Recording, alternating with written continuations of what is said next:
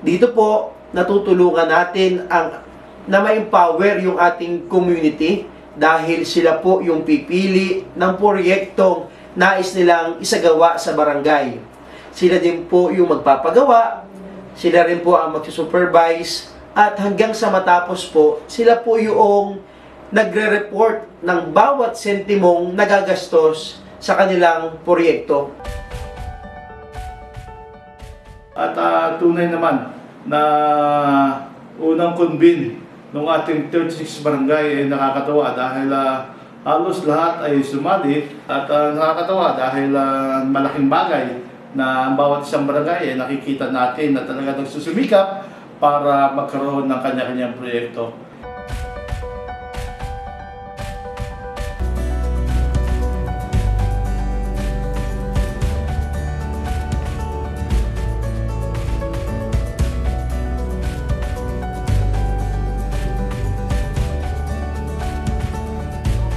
Ako po ay si Marvin Ades, naninirahan sa sitio Gumatos, Barangay ng Hagan.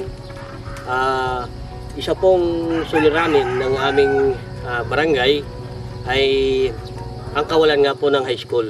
At kahit papano ay maituloy pa rin sa kolehiyo. Kaya nga po sa umpisa ay kami po ay nangarap at lumapit sa barangay para magkaroon kahit annex o temporary dito sa aming lugar sa Gumatos.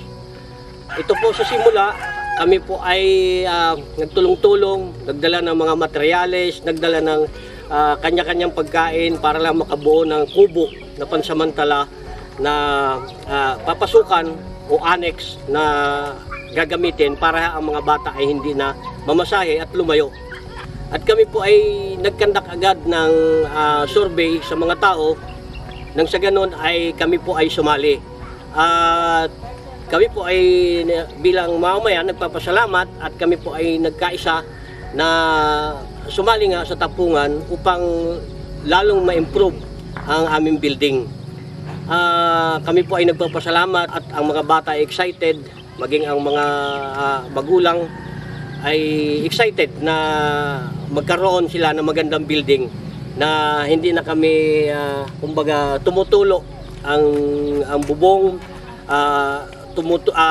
nagaano ang dingding, bukbok at walang flooring.